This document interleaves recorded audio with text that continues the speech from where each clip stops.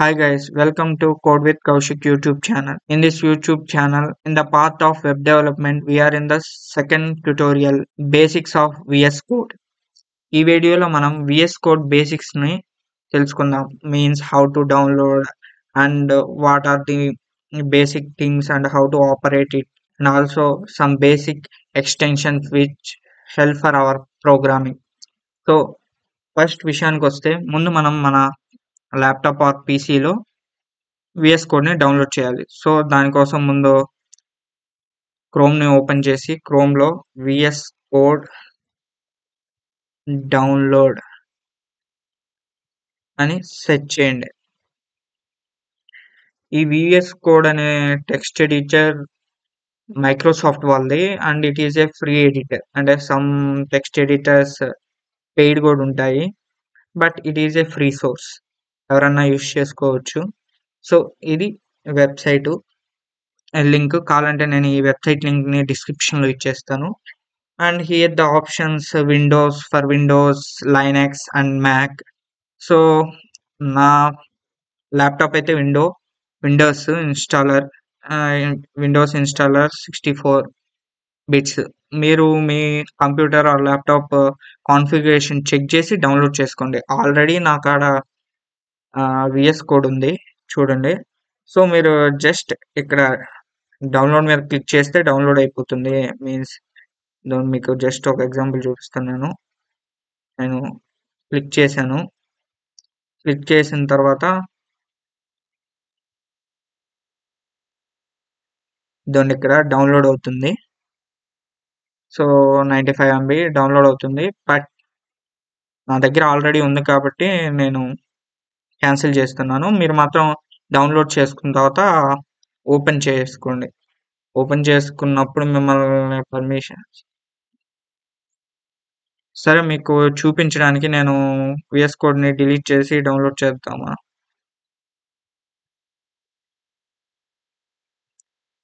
Sorry friends, time waste. ఇప్పుడు నేను delete చేసి మళ్ళీ డౌన్లోడ్ చేయడం టైం వేస్ట్. మొత్తం నేనే చెప్పాలని ఏం లేదు, కానీ విఎస్ కోడ్ని ఎలా డౌన్లోడ్ చేసుకోవాలో మీరు వేరే యూట్యూబ్ ఛానల్స్లో నుంచి కూడా చూసి తెలుసుకోవచ్చు. సో మనం ఫర్దర్గా మూవ్ అవుతాం. ఇక్కడ నుంచి డౌన్లోడ్ చేసుకున్న తర్వాత మీరు విఎస్ కోడ్ని ఇన్స్టాల్ చేసుకున్న తర్వాత విఎస్ కోడ్ని ఓపెన్ చేయండి. విఎస్ కోడ్ని ఓపెన్ చేసినప్పుడు మామూలుగా అంటే ఫస్ట్ బేసిక్గా మీరు ఓపెన్ చేసినప్పుడు ఎలా వస్తుంది, పర్మిషన్స్ అడుగుతుంది. మీరు ఓకే క్లిక్ చేసేయండి. ఆ తర్వాత ఇప్పుడు ఈ విఎస్ కోడ్లోకి వస్తే what is the use of VS code అని నేను ఫస్ట్లో మీకు ప్రీవియస్ వీడియోలో చెప్పాను. బేసిక్గా వెబ్ డెవలప్మెంట్ కానీ ఎనీ ప్రోగ్రామింగ్ స్టార్ట్ చేసే వాళ్ళు టెక్స్ట్ ఎడిటర్ మీన్స్ ఇద్దండి ఇక్కడ ఉంటుంది. Text editor means note pad. బేసిక్గా ప్రోగ్రామింగ్ స్టార్ట్ చేసినప్పుడు ఎవరైనా నోట్ ప్యాడ్ని సజెస్ట్ చేస్తారు. ఎందుకంటే నోట్ ప్యాడ్లో ఎలాంటి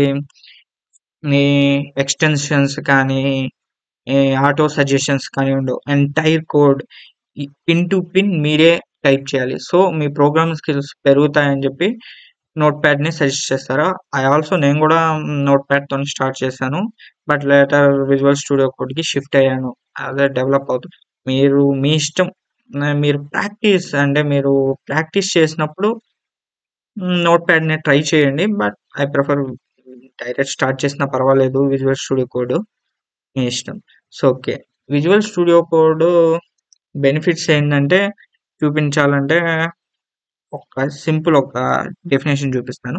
ఫస్ట్ సెకండ్ ట్యుటోరియల్ అని చెప్పి తొందరగా ఒక ఫోల్డర్ని క్రియేట్ చేద్దాం.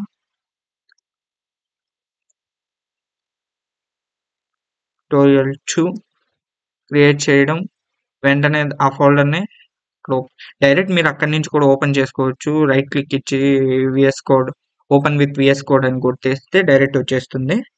సో దీంట్లో ఫస్ట్ index.html అనే ఫైల్ క్రియేట్ చేసి అంత టైప్ చేశాను. అలా లేకుండా నేను Shift+I ఎంటర్ కొడతానే నాకు బేసిక్ HTML స్ట్రక్చర్ వచ్చేస్తుంది. మీన్స్ నేను ప్రీవియస్ వీడియో లాగా అంత టైప్ చేయని అవసరం లేదు, డైరెక్ట్ వచ్చేస్తుంది. ఇది విఎస్ కోడ్ యొక్క యూసేజ్. ఇంకా చాలా రకాలుగా విఎస్ కోడ్ యూస్ అవుతుంది. ఫస్ట్ నేను దీన్ని తీసేస్తాను. ఇంకా విఎస్ కోడ్లోకి వస్తే ఇక్కడ ఫైల్ టాప్ బాటంలో విఎస్ కోడ్ ఐకాన్ ఉంటుంది. దాని పక్కనే ఫైల్ ఆప్షన్లో ఉంటుంది. దీంతో ఏదన్నా ఫోల్డర్ని ఓపెన్ చేయాలంటే కంట్రోల్ ఓ, ఓపెన్ ఫోల్డర్, ఏదన్నా ఫైల్ని ఓపెన్ చేయాలంటే కంట్రోల్ ఓ, ఫోల్డర్ని అయితే control K or control plus O, మీ ఇష్టం. ఇలా ఉంటాయి ఇవన్నీ వీటి ఎక్స్టెన్షన్స్. అండ్ ఇవన్నీ వీటి డీటెయిల్స్. సేవ్ చేయడానికి కంట్రోల్ ఎస్, సేవ్ యాస్ చేయడానికి control shift plus S, save all చేయడానికి కంట్రోల్ కేఎస్, ఇలా ఉంటాయి. నెక్స్ట్ ఎడిట్లో మీరు ఏమన్నా పొరపాటున తొందరపడి ఏమన్నా ఒక ఫైల్ని డిలీట్ చేశారనుకో కంట్రోల్ జెడ్ రికవరీ అవుతుంది. రీడౌన్లోడ్, కట్, ఇవి control X, control C, control V తెలియని వాళ్ళు ఉండరు. అండ్ ఫైండ్, రీప్లేస్, ఇవన్నీ తెలిసినవే. అండ్ వ్యూ, రన్, టెర్మినల్, ఇవన్నీ మీరు నెక్స్ట్ ఫర్దర్ ప్రోగ్రామింగ్ లాంగ్వేజెస్లోకి వెళ్ళినప్పుడు హెల్ప్ఫుల్ అవుతాయి. ఇంకెక్కడికి వస్తే ఇక్కడ ఉండే ఈ ఐకాన్ క్లిక్ చేస్తే మీకు మీరు ఏ ఫోల్డర్ను ఓపెన్ చేశారో దాంట్లో ఉండే ఫైల్స్ అన్ని డీటెయిల్స్ అన్నీ వస్తాయి. దీన్ని హ్యాంబర్గర్ బాక్స్ అని కూడా అంటారు. అండ్ మనకి వెబ్ డెవలప్మెంట్ భాషలో హ్యాంబర్గర్ అంటారు. అంటే ఓపెన్ అవుతుంది ట్రాన్సిషన్ ద్వారా. క్లిక్ చేస్తే అది వెళ్ళిపోతుంది. కాదు నాకు ఉండాలనుకున్నప్పుడు ఇలా క్లిక్ చేసుకోవచ్చు. Search bar. సో మీకు వీటితో పని లేదు. ఇక్కడ మెయిన్కి వస్తే ఎక్స్టెన్షన్స్. ఈ ఎక్స్టెన్షన్స్ అంటే నేను ఆల్రెడీ సమ్ ఎక్స్టెన్షన్స్ని ఇన్స్టాల్ చేసుకోనున్నాను. కాకపోతే మీరు ఇన్స్టాల్ చేసుకోవాల్సిన ఎక్స్టెన్షన్స్ గురించి చెప్తాను. First live server.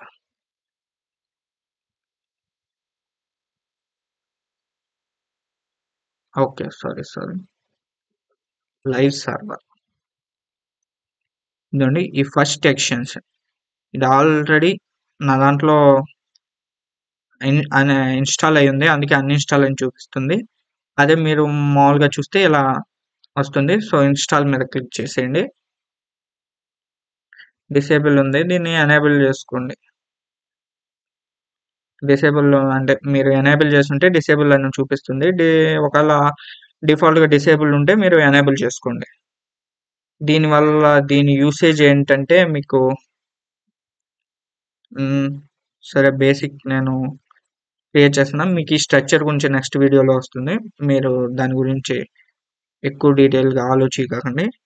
ఇప్పుడు నేను టైటిల్లో డాక్యుమెంట్ ఉంది. ఇక్కడ నేను కోడ్ విత్ కౌశిక్ అని టైప్ చేస్తున్నాను. బాడీలో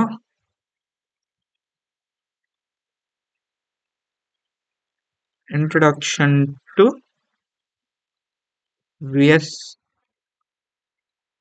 విఎస్ కోడ్ అని క్లిక్ చేశా.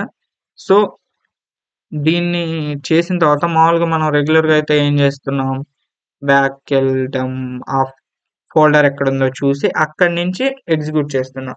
కానీ ఇక్కడ అవసరం లేదు. మీరు లైవ్ సర్వర్ని ఇన్స్టాల్ చేస్తానే మీకు ఇక్కడ ఈ ఆప్షన్ షో ప్రివ్యూ అనే ఆప్షన్ వచ్చేస్తుంది, లేదా గో లైవ్ అనే ఆప్షన్స్, ఈ రెండిట్లో ఏ ఒకటి వస్తుంది, లేదా 2 వస్తాయి. సో ఇక్కడ మీకు మీ సిస్టంలోనే ఒక లైవ్ సర్వర్, అంటే మీకు సర్వర్ ఈ డీటెయిల్స్ అవసరం, మీకు ఒక బేసిక్ అర్థం చేసుకోండి. ఒక సర్వర్ క్రియేట్ అవుతుంది, దాంట్లో ఈ ఫైల్ ఎగ్జిక్యూట్ అవుతుంది.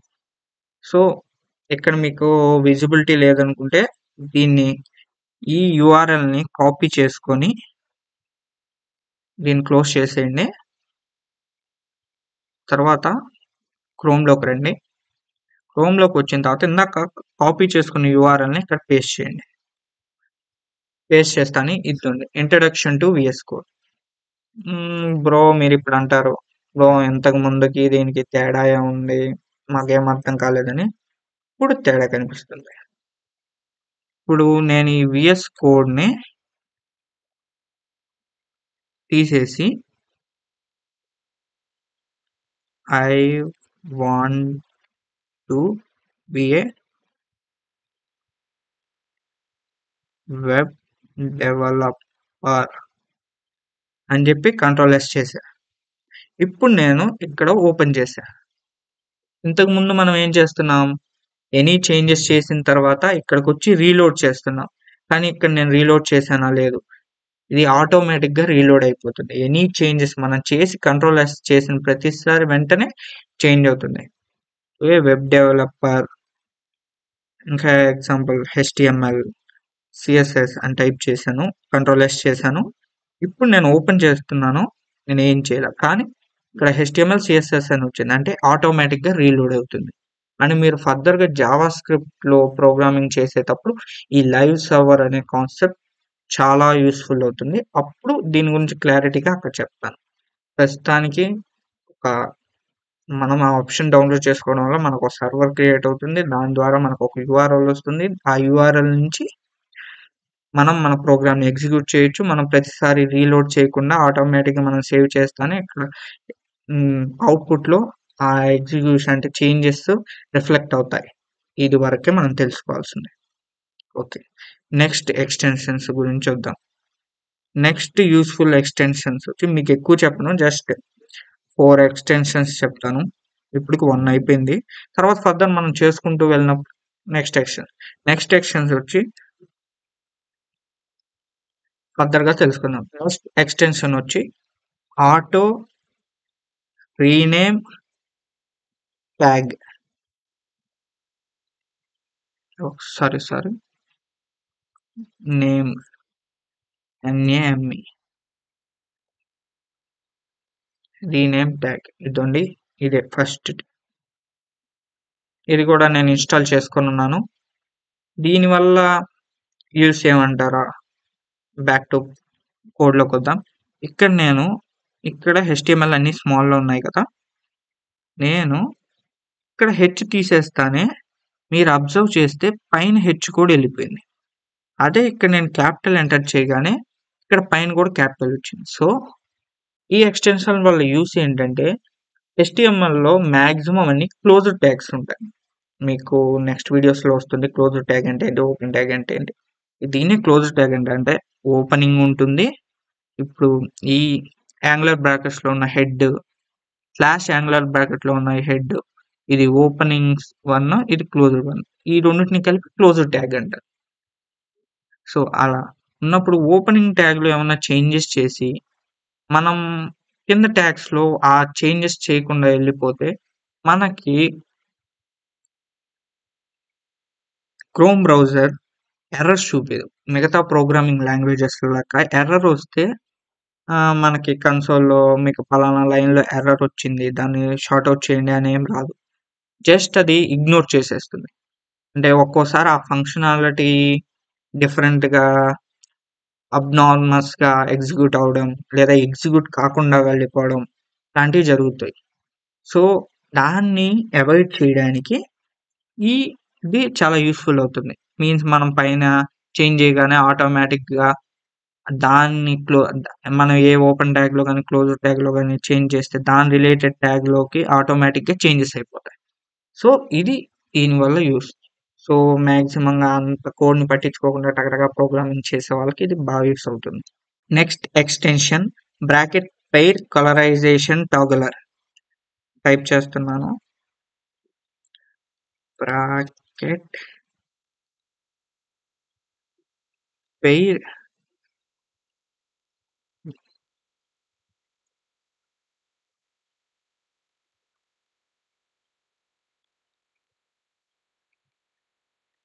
టాగులర్ ఇదండి ఫస్ట్. దీనివల్ల యూసేజ్ ఏమంటారు? సో, ఫస్ట్ దీన్ని ఇన్‌స్టాల్ చేసుకోండి. దీనివల్ల యూసేజ్ వచ్చి మీరు HTMLలో కాకుండా నెక్స్ట్ ఫర్దర్‌గా CSSలో మనం బ్రాకెట్స్ ఇక్కడ మీరు లోగోలో కనిపిస్తలే ఈ బ్రాకెట్స్ వస్తాయి. మనం different brackets with in bracket చెప్పాలంటే ఇదండి. ఇక్కడ కర్సర్ మూవ్‌మెంట్ చూడండి. ఇక్కడ కనిపిస్తుందా? అలా ఉంటాయి. సో, మనం ఏ బ్రాకెట్ ఏంటి అనేది మనకు అర్థం కాదు. సేమ్ అన్నీ ఒకే కలర్‌లో ఉంటే ఓపెనింగ్ బ్రాకెట్ దాని క్లోజింగ్ బ్రాకెట్ ఏదో కన్‌ఫ్యూజన్ వస్తుంది. కానీ ఈ ఎక్స్‌టెన్షన్ ఉండడం వల్ల బెనిఫిట్ ఏంటంటే ఆ పర్టిక్యులర్ ఓపెనింగ్ ట్యాగ్‌కి, క్లోజింగ్ ట్యాగ్‌కి ఒక కలర్ ఉంటుంది. నెక్స్ట్ వితిన్ దాని లోపల ఉండేదానికి డిఫరెంట్ కలర్స్. అలా ఉండడం వల్ల మనం చెప్పాలంటే మీకు ప్రోగ్రామింగ్ మీద ఐడియా ఉంటే తెలుస్తుంది. అంటే ఒక ఫంక్షన్‌కి వితిన్ ఒక రేంజ్ అని ఉంటుంది. అంటే ఇప్పుడు మనం ఒక స్టూడెంట్‌గా మనకి ఇంత కాలేజ్‌లో ఇంతవరకే యాక్సెస్ ఉంటుందని, ఫ్యాకల్టీకైతే ఇంకొంచెం యాక్సెస్ ఉంటుంది. ప్రిన్సిపల్ సార్‌కైతే మొత్తం యాక్సెస్ ఉంది. అలా ఆ బ్రాకెట్స్ ఆ ఫంక్షన్ గాని, ఆ ప్రాపర్టీ గాని దాని లిమిట్స్ చూపిస్తుంది. మనం ఒక ఫంక్షనాలిటీలో రాయాల్సిన దాన్ని ఔట్ ఆఫ్ బ్రాకెట్ రాస్తే ఆ ఫంక్షనాలిటీలో ఆ ప్రాపర్టీ ఎగ్జిక్యూట్ కాదు. సో, ఇలాంటి ఎక్స్‌టెన్షన్ వల్ల మనం క్లియర్‌గా ఈ ఫంక్షనాలిటీ ఇక్కడ దాకుంది. సో, మనం ఈ పార్ట్ ఇక్కడ రాయాలనే విషయం క్లారిటీ వస్తుంది మీకు. నేను ప్రోగ్రామింగ్ చేస్తున్నప్పుడు ఈ టాపిక్స్ ప్రతి ఒక్క టాపిక్‌ని మళ్ళీ రివైజ్ చేస్తాను. ఓకే. నెక్స్ట్ లాస్ట్ ఎక్స్‌టెన్షన్‌కొస్తే ఇది ప్రోగ్రామింగ్‌కి యూజ్ అవ్వదు. Just for VS code icons. అంటే మామూలుగా ఈ మీకు చూడాలంటే ఇగోండి. పైన కిందుంటాయి ఐకాన్స్. ఓకే. ఆ! ఇలా ఫోల్డర్స్ అని చూపిస్తా ఉంటాయి. మీకు ఇది క్లోజ్ చేసి ఫైల్స్ చూపిస్తాను. ఇదండి. మామూలుగా అయితే ఇవి హెచ్ అనే డిఫరెంట్ ఐకాన్స్ డిఫాల్ట్‌గా ఐకాన్స్ 1 మినిట్ మీకు క్లియర్‌గా అర్థం అవ్వాలంటే దీన్ని అన్‌ఇన్‌స్టాల్ చేస్తా.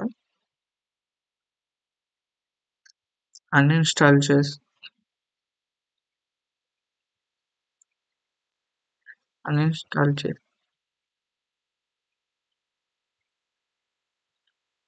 ఓకే. ముందు దీన్ని అన్‌ఇన్‌స్టాల్ చేస్తా.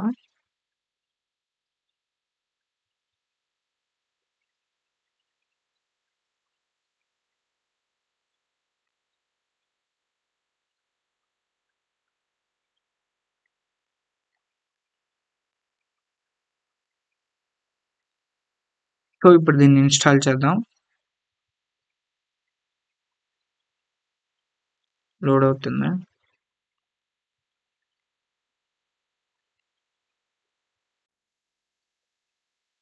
సో, ఇంతకుముందు మనకి యాంగులర్ బ్రాకెట్స్ ఉన్నాయి. తర్వాత HTML లోగో సింబల్ వచ్చింది. సో, ఇలా ఐకాన్స్ చేంజ్ అవుతా ఉంటాయి. మనం ఇప్పుడు పైథాన్ ఫైల్ చేసినప్పుడు పైథాన్ ఐకాన్స్, జావా చేసినప్పుడు జావా, CSS చేసినప్పుడు ఎగ్జాంపుల్ చేసి చూపిస్తాను. Style dot CSS 1 minute. నేను ఎక్స్‌టెన్షన్‌ని